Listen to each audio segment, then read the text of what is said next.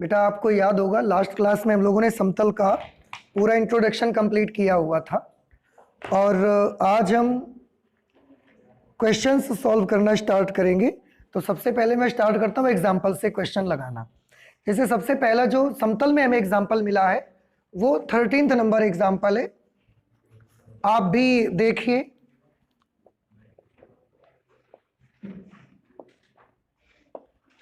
Examples 13 number example है, उस समतल का सदिश समीकरण ज्ञात करें। आपको एक ऐसे समतल का सदिश समीकरण ज्ञात करना है जो मूल बिंदु से 6/√29 की दूरी पर है और मूल बिंदु से इसका अभिलंब सदिश 2i cap minus 3j cap plus 4k cap है। देखिए बेटा क्या इसके बारे में हमको जानकारी दी गई है। ये x एक्सिस, y एक्सिस और ये z एक्सिस, यहां पर हमने एक अभिलंब एक तल बना लिया, ऐसा एक प्लेन बना लिया हमने, ठीक है। ये ओरिजिन पॉइंट है, मूल बिंदु है। समतल पर कहीं पर हमने एक पॉइंट ले लिया, इन्होंने बोला उस समतल का सदिश समीकरण ज्ञात कीजिए जो मूल बिंदु से 6/√29 की दूरी पर है। ये जो समतल है ये मूल बिंदु से कितनी डिस्टेंस पर है, ये मूल बिंदु से यहां तक की इसकी जो डिस्टेंस है ये d, ये 6/√29 डिस्टेंस है इसकी,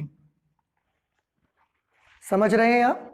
और ये लंबवत दूरी है, तो हम लंबवत दूरी को ऐसा बना लेते हैं कि मूल बिंदु से तल पर ऐसा एक लंब हमने डाला है और वो लंबवत दूरी 6/√29 है। और मूल बिंदु से इसका अभिलंब सदिश, मूल बिंदु से इसका अभिलंब सदिश आप याद करें, मूल बिंदु से इसके अभिलंब सदिश को वेक्टर n माना गया था। मूल बिंदु से समतल पर डाले गए लंब का सदिश वेक्टर n माना गया था। इसकी वैल्यू आपको दी गई है, तो दो बातें दी गई हैं। मूल बिंदु से समतल की लंबवत दूरी पहले तो दी गई है, मूल बिंदु से समतल की लंबवत दूरी 6/√29 और मूल बिंदु से समतल पर डाले गए लंब का सदिश भी दिया गया है।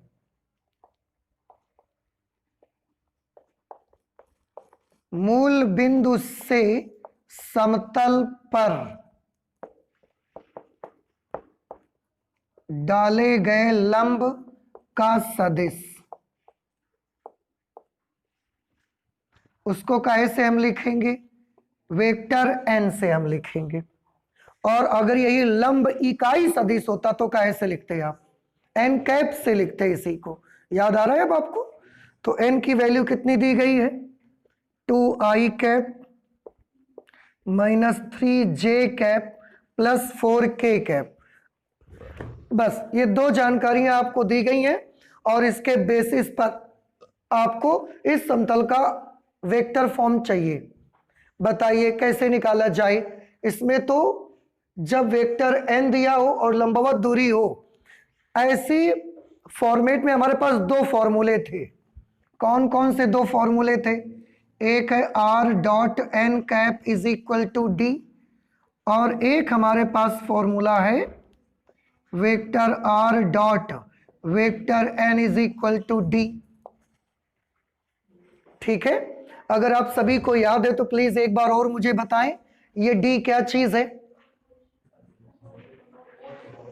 मूल बिंदु से समतल की लंबवत दूरी, ये d क्या चीज है, कोई कांस्टेंट है। अब आपको पहचान में आने लगा।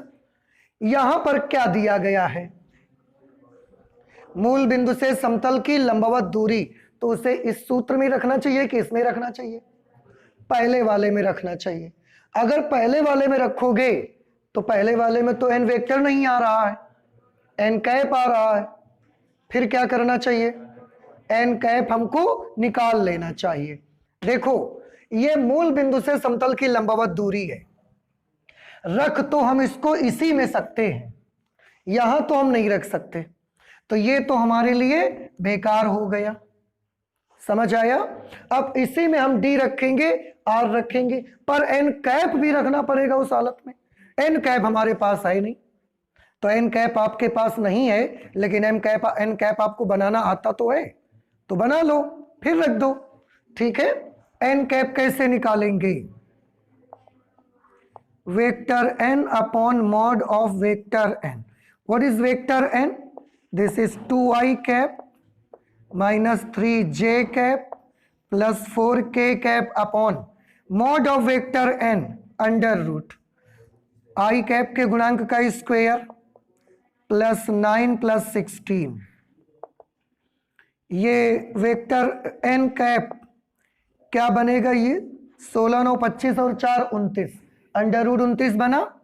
सबके नीचे अलग अलग कर दो, 2 अपॉन अंडर रूट 29 आई cap minus 3 upon under root 29 जे cap plus 4 upon under root 29 के कैप। ये किसकी वैल्यू हमने बना ली? देखो, एन कैप की। अब समतल का अभीष्ट समीकरण,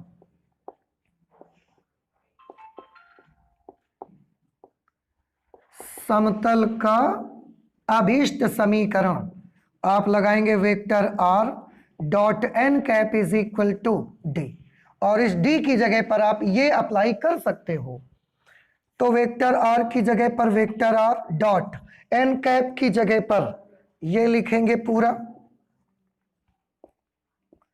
2 अपॉन अंडर रूट 29 आई cap minus 3 upon under root 29 जे cap plus 4 upon under root 29 के cap is equal to 6 upon under root 29। आप एक काम कर सकते हैं, यहां से चाहे तो अंडर रूट 29 कॉमन ले और वो कैंसिल कर दें अंडर, क्योंकि वो भी अपॉन में है। तो आपका यहां से वैल्यू क्या मिल जाएगी? आर डॉट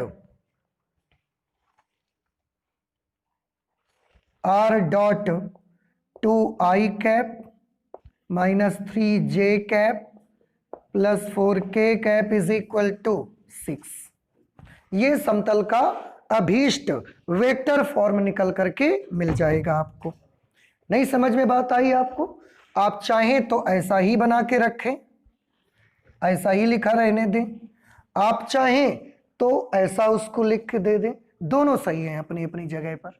समझ में नहीं आया क्वेश्चन आपको? ये वाला आ गया? नोट कर लीजिए जल्दी से बेटा। एग्जाम्पल नंबर 14 पे है, मैं पढ़ता हूं, आप गौर से सुनिए।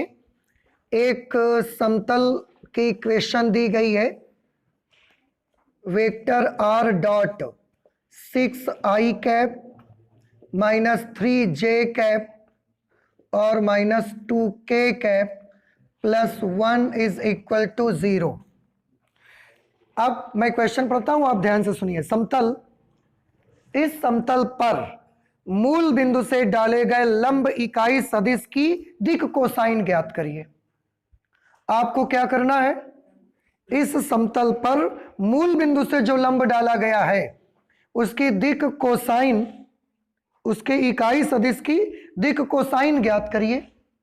ये तो बहुत आसान है, आप चाहें तो इसका फिगर ड्रॉ कर सकते हैं या मत ड्रॉ करें।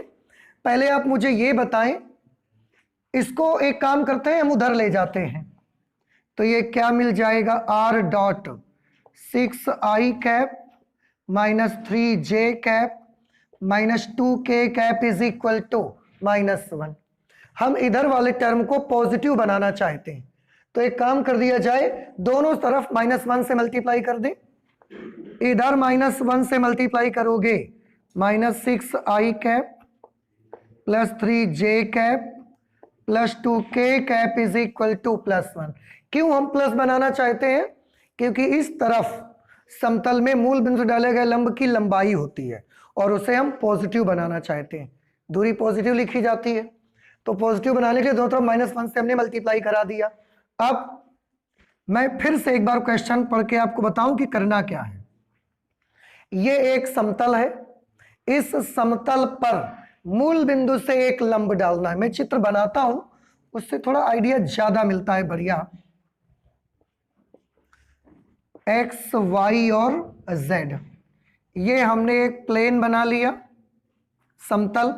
ये ओरिजिन पॉइंट है, ओरिजिन पॉइंट से समतल पर एक लंब डाला गया है और इस वेक्टर को, आपको याद होगा, हम वेक्टर एन से लिखते हैं। आपको इसी के दिक् कोसाइन चाहिए, याद करिए, यही तो पूछा गया। मूल बिंदु से डाले गए लंब इकाई सदिश की दिक् कोसाइन ज्ञात करिए। ध्यान आया आपको? अब इस लंब इकाई सदिश की दिक् कोसाइन कैसे निकालोगे? सबसे पहले हमको n चाहिए, वेक्टर n। उसके बाद हमको इसकी दिक् कोसाइन चाहिए। कैसे फाइंड करेंगे बताएं? अगर आपको वेक्टर n मिल गया, फिर इसकी डिसीज तक कैसे पहुंचेंगे आप? फिर इसका हम इकाई सदिश बनाएंगे। इकाई सदिश में आई कैप, जे कैप और के कैप के जो गुणांक होंगे वही तो दिक्कोज्याएं होती हैं। बस इतना सा करना है। अब आप मुझे प्लीज इसको देखकर ये बताओ, ये समतल के वेक्टर फॉर्म में दो फॉर्म आपको बताए गए हैं। एक बताया गया r dot n is equal to D, एक r dot n cap is equal to D. ये कौन सी फॉर्म है? दूसरी वाली फॉर्म है, पहली वाली फॉर्म है? Please tell me. पहले वाली फॉर्म है कि दूसरी वाली है? दूसरी वाली है। कैसे पहचाने कि दूसरी वाली है?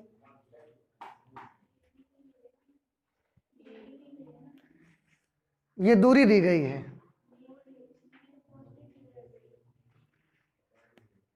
पॉजिटिव तो यहां भी दोनों है। कैसे पहचानते हैं कि ये वाला समतल इस फॉर्मेट में है या इस फॉर्मेट में है? तरीका बताया है हमने आपको।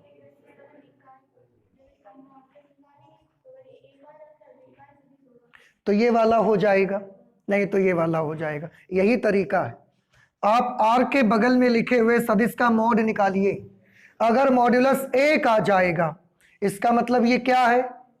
इकाई सदिश है। उस समय ये फॉर्मेट होगा, और अगर 1 ना आए तो ये फॉर्मेट है। तो आपको क्या लगता है, 1 आएगा क्या? नहीं आएगा 1। तो ऊपर वाला फॉर्मेट है, नीचे वाला फॉर्मेट नहीं है। ध्यान रखिए भाई इसको। Vector r dot vector n is equal to D से तुलना करने पर, आप जब इससे तुलना करेंगे तो vector n is equal to कितना होगा? -6i cap plus 3j cap plus 2k cap. ठीक है, हमको इसका इकाई सदिश अब निकालो पहले। मूल बिंदु से या नॉर्मल यूनिट वेक्टर, ये केवल क्या चीज है? ये केवल नॉर्मल वेक्टर है बस, from origin.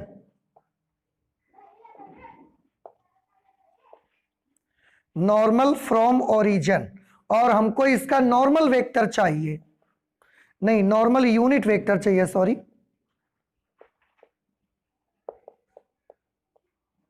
Normal unit vector n cap कैसे निकालोगे आप? Vector n upon mod of vector n। ठीक है, तो n cap is equal to vector n, तो यही लिख देंगे -6i cap plus 3j cap plus 2k cap. Mod निकालोगे तो अंडर रूट आई कैप के गुणांक का स्क्वायर, फॉर्मूला याद आया आपको? लगाओगे। 6 का स्क्वायर कितना? 36, 3 का 9, 36 और 9 45, 45 और 2 का वर्ग 4, 49 का वर्गमूल। ये किसकी वैल्यू आएगी? n कैप की आ गई। तो n कैप की वैल्यू आई -6/7, -6/7 I cap plus 3/7 j cap plus 2/7 k cap. ठीक है, आपको क्या बताना था? मूल बिंदु से डाले गए लंब इकाई सदिश की दिक् कोसाइन। तो लंब इकाई सदिश तो निकाल लिया हमने। अब लंब इकाई सदिश की दिक् कोसाइन कौन होती है बताएं? आई कैप, जे कैप और के कैप के जो गुणांक है यही तो ये दिक् अनुपात है कि दिक् कोसाइन है? दिक् कोसाइन होते हैं। और यहां पर वेक्टर एन में जो ये 6 3 2 थे ये दिक् अनुपात थे। इकाई सदिश में आई कैप, जे कैप, के कैप के जो गुणांक होते हैं वो दिक् कोसाइन होते हैं। इसलिए समतल पर मूल बिंदु से डाले गए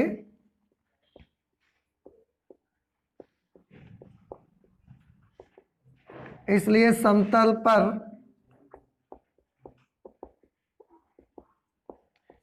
मूल बिंदु से डाले गए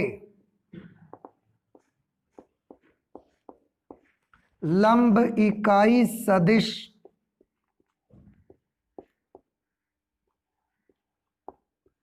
की दिक् को ज्याएं, क्या होंगी दिक् को ज्याएं? L is equal to -6/7, M is equal to 3/7, N is equal to 2/7। ये दिक् को ज्याएं निकल करके आ गई। ठीक है, समझ आया कि नहीं आया आपको? चलिए नोट कर लें जल्दी से आप इसे। देखें बेटा, एग्जाम्पल नंबर 15 लिखा है समतल 2x - 3y + 4z - 6 is equal to 0 की मूल बिंदु से दूरी ज्ञात करिए। ये एक समतल दिया है क्वेश्चन नंबर 15 पे आपको 2x - 3y + 4z - 6 is equal to 0, और इस समतल की मूल बिंदु से आपको दूरी पता लगानी है। क्या आप बता सकते हैं समतल की एक कौन सी फॉर्म है? वेक्टर है कि कार्टेशियन फॉर्म है? कार्टेशियन। वेक्टर फॉर्म में वेक्टर लगा होता है, ये तो कार्टेशियन फॉर्म है। कार्टेशियन फॉर्म हमारे पास जब मूल बिंदु से समतल पर डाले गए लंब की बात आती है तो वो वाले समतल के हमारे पास 2 वेक्टर फॉर्म हैं और 2 ही कार्टेशियन फॉर्म भी हैं। याद करें आप। नहीं समझ आया? अभी 2 चित्र बना के हमने दिखाया आपको एक ही क्वेश्चन में। तो मूल बिंदु से जब समतल पर लंब डालने की बात होती है तो इस वाले समतल की हमारे पास 2 वेक्टर फॉर्म भी हैं और 2 कार्टेशियन फॉर्म भी हैं। क्योंकि यहां कार्टेशियन फॉर्म दी गई है इसलिए मैं कार्टेशियन फॉर्म का जिक्र करूंगा। एक है Lx + My + Z is equal to D, एक है Ax + By NZ, CZ is equal to D। ऐसा याद करिए, ये दोनों आपको इनको भी डिफरेंस बताए गए थे। अब आप मुझे बता सकते हैं कि ये LMN क्या है? ये मूल बिंदु से समतल पर डाले गए लंब इकाई सदिश की दिक् को ज्याएं हैं। और ये D क्या चीज है?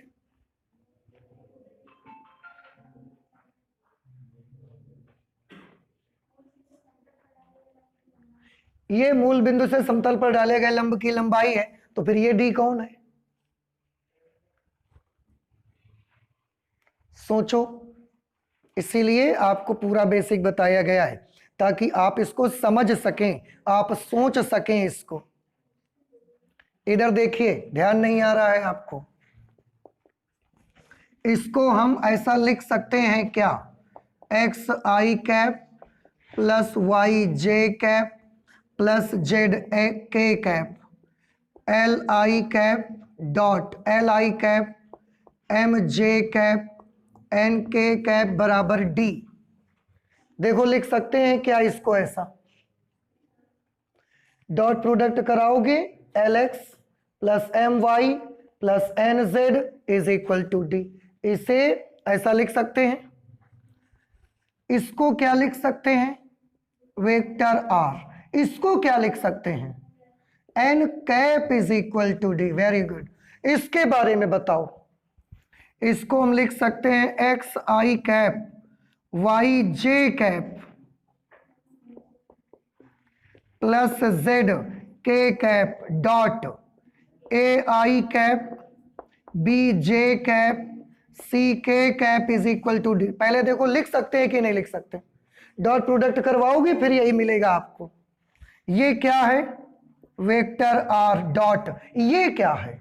वेक्टर N है कि N कैप है ये? क्योंकि ये दिक् अनुपात है ABC। और LMN क्या है, दिक् को ज्याए हैं। तो अगर ये दिक् अनुपात है तो फिर ये वेक्टर n है इज इक्वल टू डी। अभी भी नहीं समझ पाए? बताएं, समझ पाए कि नहीं समझ पाए? अगर समझ गए हैं तो बताएं ये डी कौन सा डी है? मूल बिंदु से समतल पर डाले गए लंब की लंबाई, तो ये कौन सा डी है? ये कांस्टेंट है। This is not the distance from the origin of plane, ये डिस्टेंस नहीं है। समझ आया? और उन्होंने हमसे क्या पूछा है? मूल बिंदु से दूरी। अब अगर ये दो समझ गए तो इसको बताओ ये कौन सी फॉर्मेट है? ये वाली फॉर्मेट है या ये वाली फॉर्मेट है? कौन सी फॉर्मेट है? प्लीज टेल मी।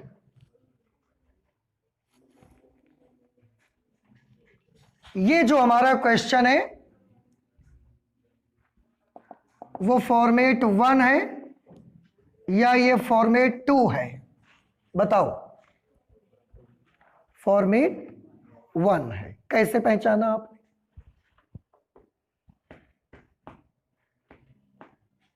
कौन सी फॉर्मेट है? बोलिए। पहले वाली है। कैसे पहचाना आपने? प्लीज बताएं मुझे। हाँ,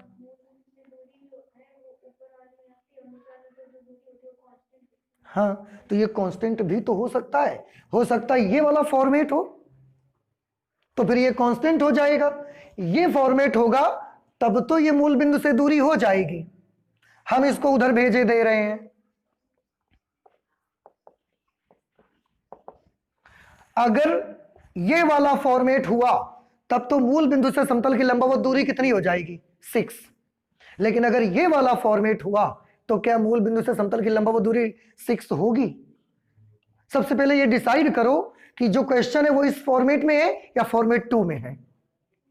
आपको आता है, आप करिए। फॉर्मेट 2 में है। क्यों? अभी तो कह रहे थे फॉर्मेट 1 में। हाँ हाँ, बताएं, जल्दी बताएं।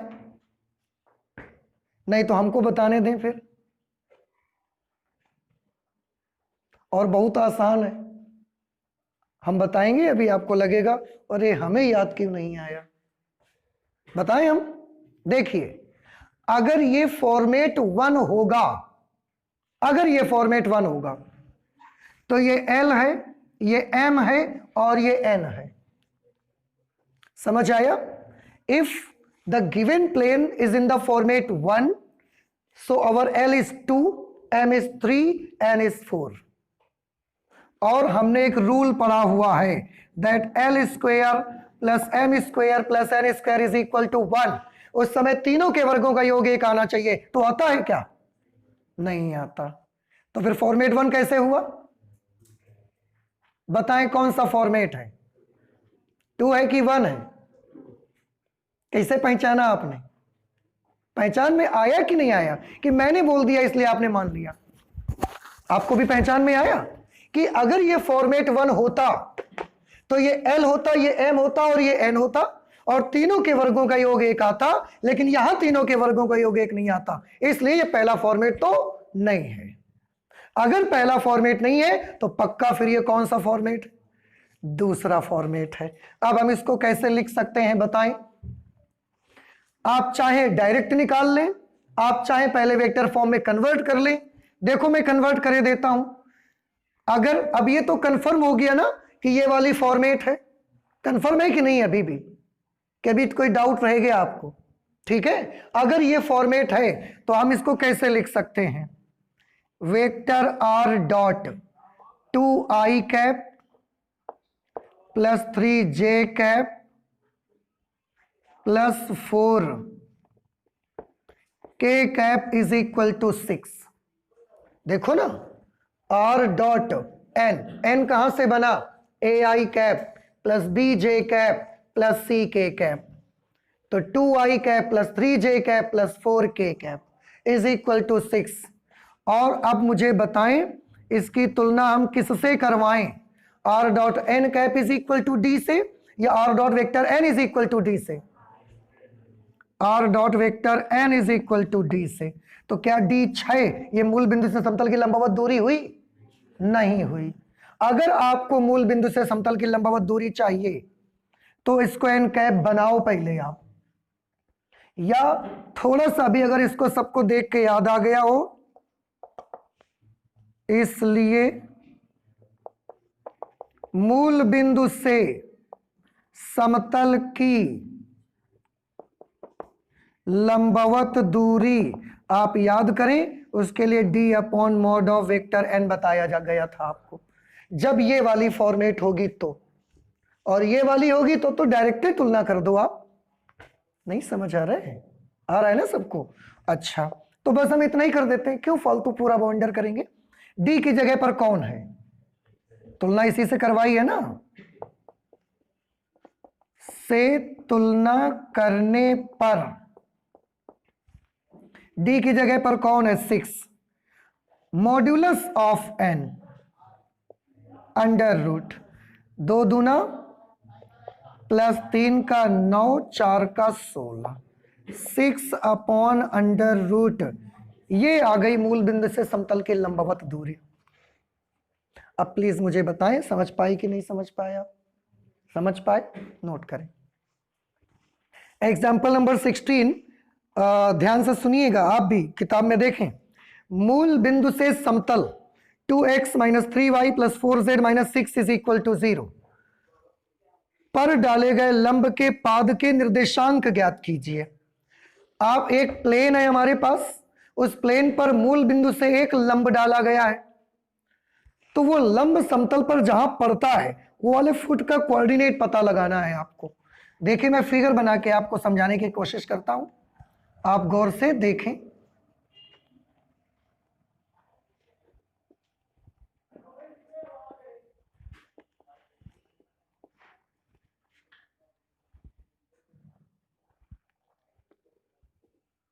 ऐसे ये हमने एक प्लेन बना लिया, ये मूल बिंदु है। अब मूल बिंदु से समतल पर एक लंब डाला गया, तो कहीं पर भी हम लंब डाल देते हैं ऐसे। ये मूल बिंदु से समतल पर हमने एक लंब डाला। अब आप देखिए ध्यान से, आपसे उन्होंने इसी, ये समतल की इक्वेशन आपको दी गई है, समतल की इक्वेशन आपको दी गई है 2x minus 3y plus 4z minus 6 is equal to 0। This is the equation of plane in which form, vector form और Cartesian form? Cartesian form. Vector form तो ऐसी नहीं होती, कार्टेशियन फॉर्म है। ये आपको दिया गया समतल की इक्वेशन, और इस पर एक लंब डाला आपने। वो लंब समतल के जिस बिंदु पर पड़ता है उस बिंदु के निर्देशांक पता लगाने हैं। इस पॉइंट को बोलेंगे अभिलंब का फुट, और इस फुट के कोऑर्डिनेट्स आपको बताने हैं। क्या आप मूल बिंदु के निर्देशांक जानते हैं? 0,0,0, इसके निर्देशांक हमने मान लिए x1, y1 और z1 है। तो यहां पर हम लिख सकते हैं माना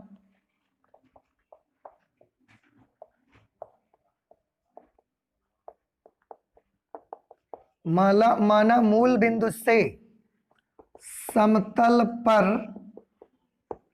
डाले गए लंब का या लंब के पाद के निर्देशांक, उस लंब का जो फुट है उसके कोऑर्डिनेट्स हमने मान लिए x1, y1, z1 है। ठीक, ये हमने कोऑर्डिनेट्स उस लंब के मान लिए। क्या बेटा आपको याद है इसको आप क्या बोलते हो, रिप्रेजेंट कैसे करते हो? वेक्टर n से। ठीक है, अच्छा इतनी चीजें आ गई आपको समझ में। इस बिंदु का कुछ नाम रख दो, आप a नाम रख दो। ठीक है, तो क्या आप बता सकते हैं मुझे कि जो OA है वही तो n कैप है, तो हम चाहे इसको OA बोले चाहे हम इसको n कैप बोले। नहीं समझ में आया? आया? वेक्टर OA अथवा वेक्टर n के हम एक चीज निकालना चाहते हैं, दिक् अनुपात। याद है किसी को कि अगर एक रेखा है, उस पर एक बिंदु है x1 y1 z1 और एक दूसरा बिंदु है x2 y2 z2, तो इसके दिक् अनुपात कैसे निकाले जाते हैं? दिक् अनुपात कैसे निकाले जाते हैं? दिक् अनुपात का ज्योमेट्रिक मीनिंग भी आपको बताया गया है। पढ़ाई नहीं करते हो आप घर में? नहीं ध्यान आया? याद करिए कि एक दो बिंदुओं को मिलाने वाली रेखा के दिक् अनुपात होते हैं x2 minus x1 y2 minus y1 z2 minus z1। अभी भी नहीं याद आया? और अगर इसी की दिक् कोसाइन पूछी जाती तो इसी के अपॉन में under root x2 minus x1 का whole square plus y2 minus y1 का whole square plus z2 minus z1 का होल स्क्वायर, सबके अपॉन में ये आ जाता अगर दिक् कोसाइन पूछी जाती तो। ठीक है, नहीं समझ आई बात आपको? तो इस तरह से दिक् अनुपात निकाले जाते हैं। तो अगर आपको अब समझ में आ गया तो अब बता दो वेक्टर OA के दिक् अनुपात कैसे निकाले जाए। वेक्टर OA या n कैप के दिक् अनुपात एक लाइन है कि नहीं है? ये इसके दिक् अनुपात कैसे निकाले जाए? x1 minus 0 comma y1 minus 0 comma z1 minus 0, ये इसके दिक् अनुपात है। x1 माइनस 0 y1 माइनस 0 तथा z1 माइनस 0। इस तरह से वैल्यू कितनी आ गई? x1 कॉमा y1 तथा z1। तो बताइए x1 y1 z1 क्या हुए? किसके? बहुत याद रखें, केवल दिक् अनुपात कह देने से काम नहीं बनेगा। वेक्टर OA के दिक् अनुपात आ गई है, वेक्टर n के दिक् अनुपात आ गई है। अब समतल पे आइए जरा। समतल की इक्वेशन दी गई है 2x minus 3y plus 4z is equal to 6। अब मुझे फिर से बताएं, ये समतल कार्टेशियन फॉर्म में है। अगर ये समतल कार्टेशियन फॉर्म में है तो ax plus by plus cz बराबर d है, या ये lx plus my plus nz बराबर d वाला फॉर्मेट है? lx plus my plus nz is equal to d वाला है, या ax plus by plus cz is equal to d वाला है? ax plus by plus cz is equal to, पक्का?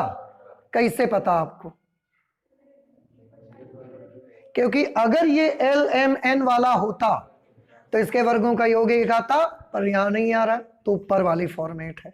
आप सबको याद आ गया? इसको हटा दो तो फिर इसका वेक्टर फॉर्म कैसे लिखते हो आप?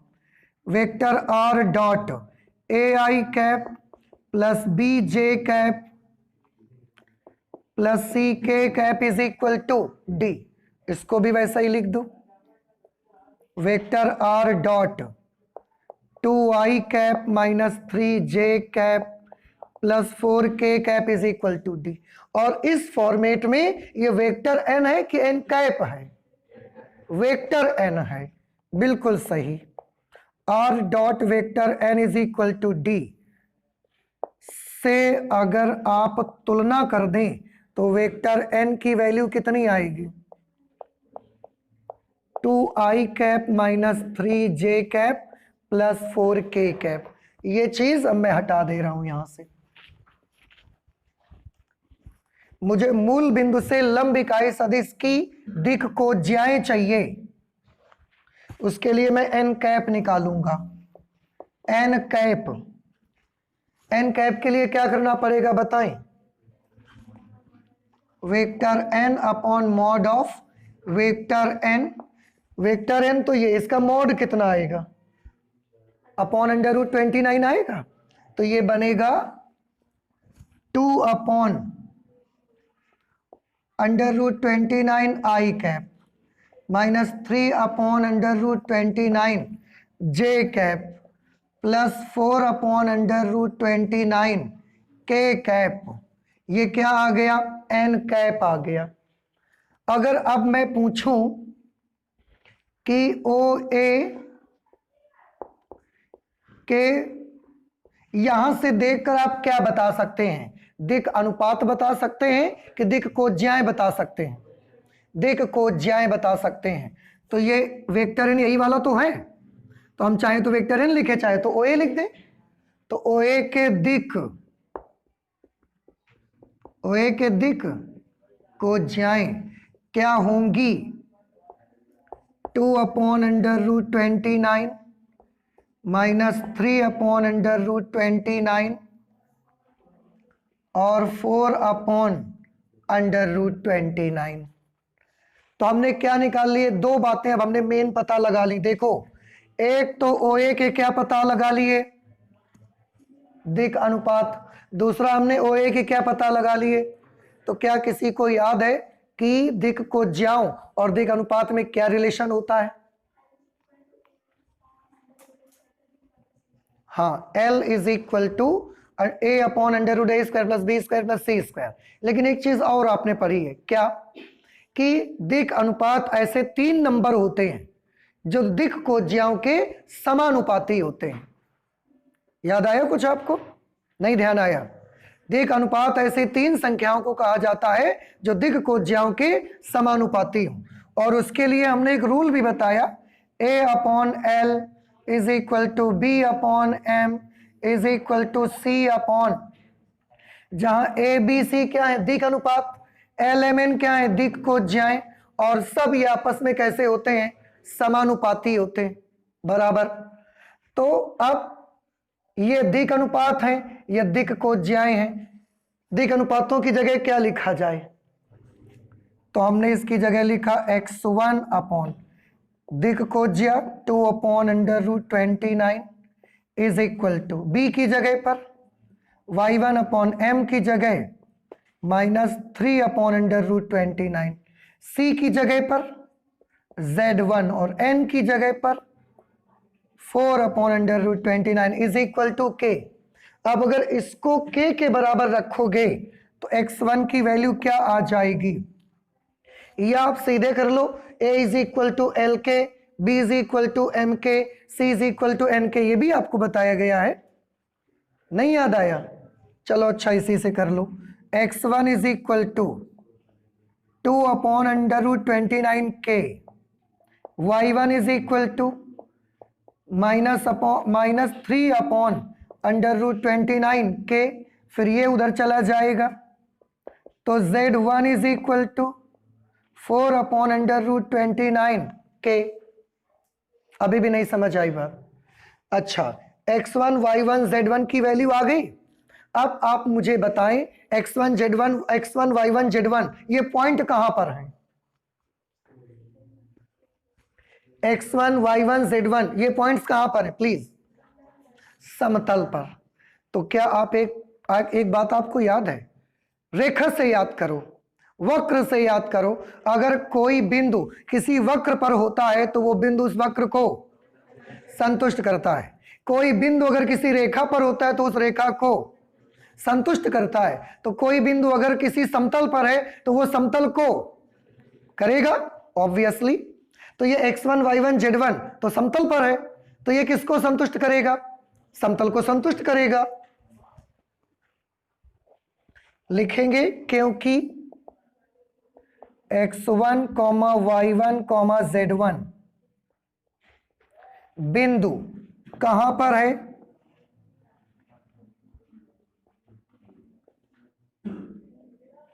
समतल पर है।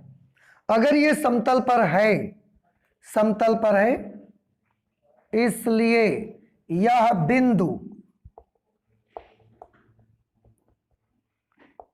बिंदु समतल को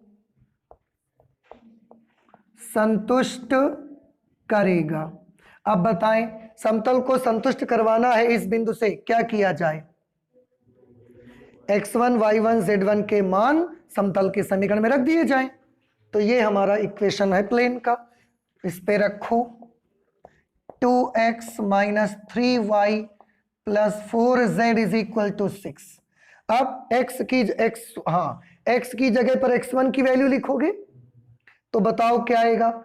2 × x1 2 2s are 4 upon under root 29, 4 upon under root 29 k minus 3 का गुणा y1 से करोगे और ये माइनस माइनस प्लस बन जाएगा 9 बटे under root 9 upon under root 29 के 4 को z1 से मल्टीप्लाई करोगे 16 upon under root 29, 16 upon under root 29 के इज इक्वल टू 6। अब 16 9 25 और 4 29, ये बन गया 29 के upon under root 29 is equal to 6। Then k is equal to, इससे हम इसको कैंसिल करेंगे तो 6 अपॉन अंडर रूट 29। ये किसकी वैल्यू आ गई? के की। आपको क्या चाहिए? आपको x1 y1 z1 चाहिए तो यहां रख दो आके। के की जगह पर क्या लिखो? 6 upon under root 29, therefore x1 is equal to 2 upon under root 29 पहले से ही है, ये 6 अपॉन अंडर रूट 29 इसमें और मल्टीप्लाई होगा तो 6 2 12 अपॉन अंडर रूट 29। ओ केवल 29, अंडर रूट अब यहां से हट जाएगा। y1 के की जगह पर 6 अपॉन अंडर रूट 29 लिखो तो 6 3s are minus 18 upon 29। z1 is equal to, k की जगह लिखो 6 चौके 24, 24 बटे under root 29। Oh sorry, under root नहीं रहेगा, इसलिए अभीष्ट बिंदु,